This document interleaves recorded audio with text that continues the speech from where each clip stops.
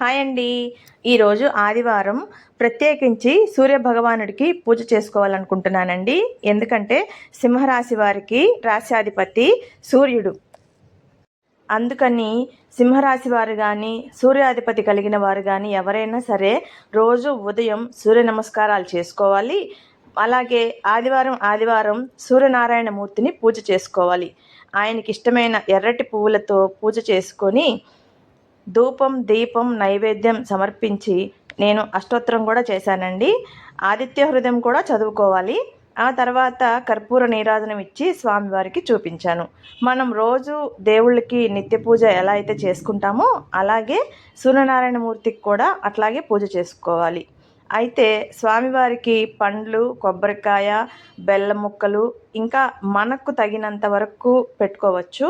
ఇంకా స్వామివారికి ఇష్టమైన ప్రసాదం ఏంటంటే పరమాన్నం పెట్టచ్చు. గోధుమలతో చేసిన ఏ ప్రసాదమైనా స్వామివారికి చాలా ప్రీతికరమైంది. ఇది నిత్య పూజలాగా చేసుకున్నాను కాబట్టి నేను మామూలుగానే చేసుకున్నాను.